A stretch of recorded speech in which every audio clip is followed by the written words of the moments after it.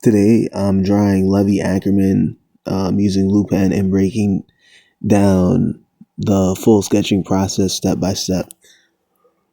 Oh, excuse me. I started by placing the head angle and upper torso first because getting the foundation correct makes the rest of the drawing easier to control. Um, for Levi specifically, the eyes are extremely important. His expression carries a lot of the character. So I spent extra time sharpening the eyelids and keeping the stare intense but calm. Or another simplified way of saying it is focusing on the characteristics of how his face is serious. What are the things that make his face look serious, right? As that's his usual face or what like defines him. Once the face was placed correctly, I started building the hair silhouette. I tried to avoid random spikes and instead group the hair into longer, readable sections. Um, he also has that.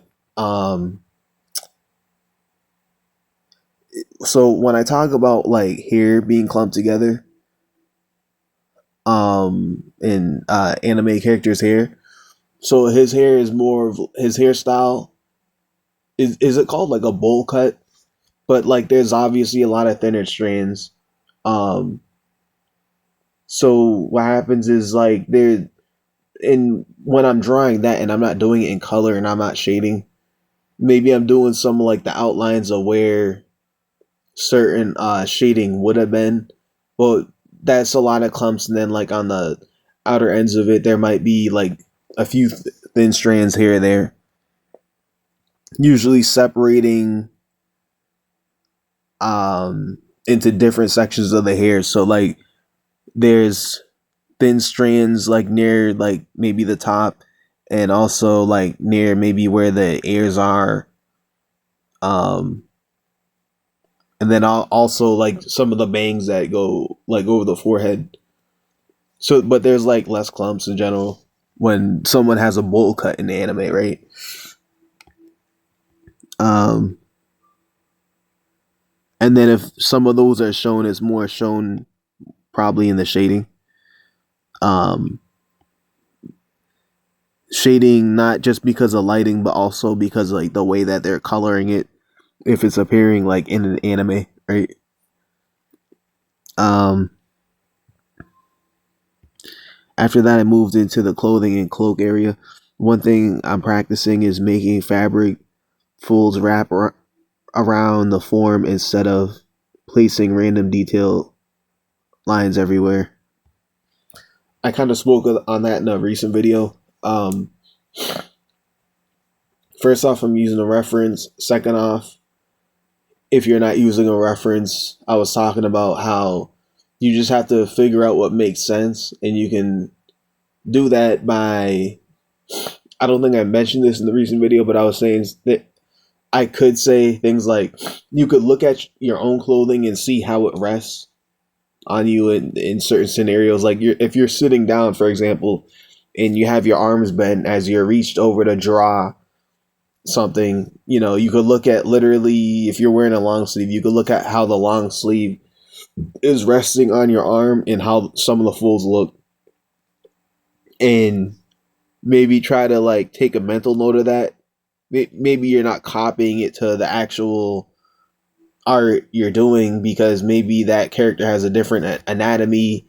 Their arms could be a lot longer, so clothes might rest differently on them. Maybe they're not wearing long sleeves, but what you could do is try to think about what would make sense, and then literally try to draw what you think would make sense. Or if you were to imagine that this person is wearing clothing, you would think about like, well, if their arm was bent like this, what would make sense? And then just try to draw that. And it might not come out correct, and that's fine.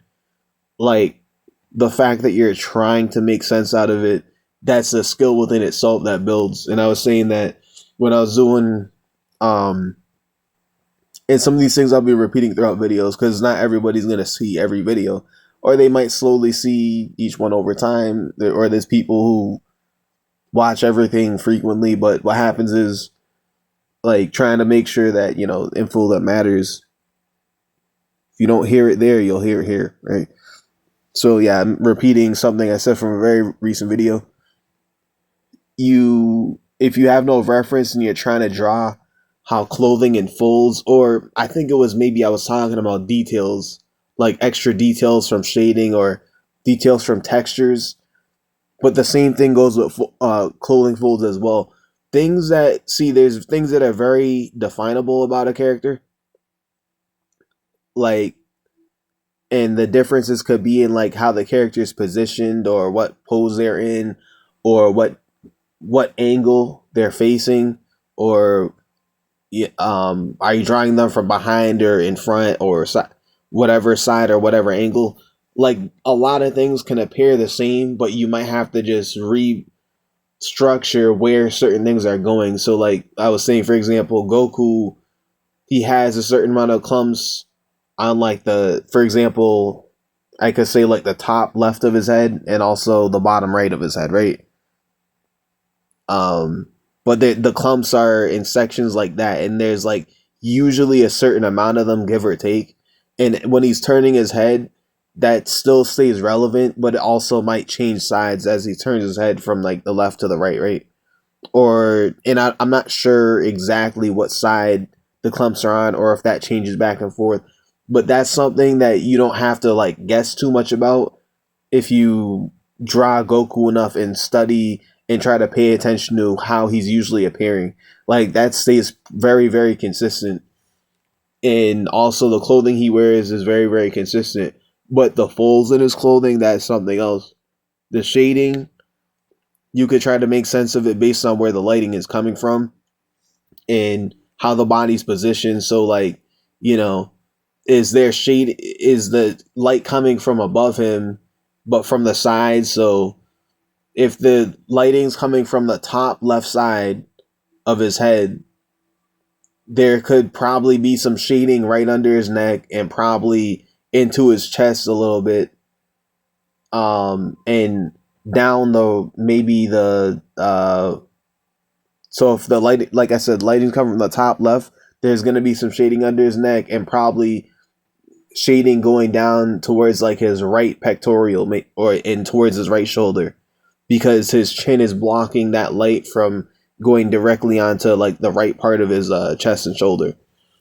So, but you can make sense out of that a little bit easier. But when it comes to folds, if you're not using a reference and you're just gonna draw Goku's folds, for example, you'd have to just start thinking about what makes sense. You could use a reference and do it many, many times, many different references, and get a good idea. But also, if you're gonna wing it and just start thinking about where folds go by the like itself, you just have to start building up that skill of trying to figure out what makes sense. And same for details and textures, which is, I think that's the reference I was talking about in the recent video. But I was using a reference. But what happens is also, if because I'm not shading and this is something I've been seeing recently as well, because the reference was literally a colored photo from scenery in the show, and I'm picking and choosing what lines to draw from that reference, and I'm even drawing in areas that would have been I'm drawing the outlines of areas that would have been shaded. That's where a lot of these lines are. Some of the lines are folds in the in his especially the darker lines, those are folds in his cloak. But the lines that are not as dark, those are more of areas that would have been shaded or differences in the color amongst that cloak because of how the lighting was hitting it. And if I was to wing all that, I'd have to just think about what makes sense. Could probably come out a way that I don't, I may not think it's up to par at all with what I think makes sense, but keep keep going for like many different pictures doing that, and I'll start to see progression and it's starting to look more natural. So like that's my me re-explaining that point on drawing fools that make sense, which I just read here. Um, okay. Um, that helps with clothing feeling. That helps the clothing feel heavier and more dimensional. Obviously, I also focus on overlapping shapes because overlapping creates more depth in anime drawings.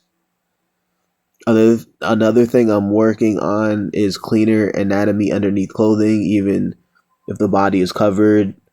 Understanding the shoulder and chest placement under the folds helps it look more natural. Very true. Just like how the skeleton underneath, even just the body, making sure the skeleton correct helps, or I should say, making sure the structure of the skeleton correct helps layer everything, including the clothing, on top of like the actual body, and it just builds out from there. Overall, Overall, the sketch was focused on expression, silhouette, readability, and cloth flow while continuing to improve anime anatomy and structure. Um, Oops, there was something I messed over. One sec, let me just read that as well. For shading, I use sketch lines mainly to push contrast and reinforce darker areas without the cloak and neck. Not very much shading, but like doing the outlining the areas that would have been shaded. Darker areas for outlines and actual folds, including the cloak and neck, obviously.